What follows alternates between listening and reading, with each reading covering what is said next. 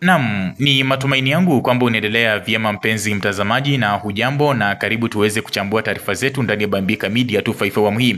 Mtazamaji, tuanze na taarifa za kimataifa ambapo rais wa zamani wa Jamhuri ya Kidemokrasia ya Kongo, Joseph Kabila, amehukumiwa kifo bila kuwepo mahakamani kwa uhalifu wa kivita na uhaini. Mashtaka hayo yanamshutumu Kabila kuunga mkono kundi la M23, kundi la waasi ambalo limesababisha uharibifu katika eneo la mashariki mwa nchi hiyo.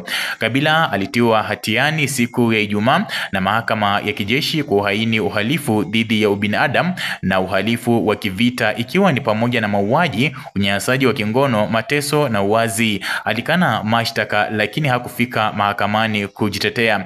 Pia alikataa kesi hiyo na kusema kwamba mahakama inatumiwa kama chombo cha ukandamizaji. Kwa sasa hajulikani aliko. Mzee huyo mwenye umri wa miaka 54 aliongoza DR Congo kwa miaka 18 baada ya kumrithi babake Laurent ambaye aliuawa kwa kupigwa risasi mnamo mwaka 2001. Kabila alikabidhi madaraka kwa Rais Felix Tshisekedi mnamo mwaka 2019, lakini baadaye walitofautiana na akaenda uhamishoni mwaka 2023. Mwezi Aprili mwaka huu, rais huyo wa zamani alisema anataka kusaidia kutafuta suluhu ya mgogoro katika eneo la mashariki, na aliwasili katika mji ulioshikiliwa na M23 wa Goma mwezi uliofuata. Rais wa taifa hilo alimshtumu Kabila kwa kuwa nyuma ya M23 na maseneta walimuondolea kinga yake ya kisheria, na hilo kufungua njia ya kufunguliwa mashtaka. Mapema mwaka huu M23 ilitoa udhibiti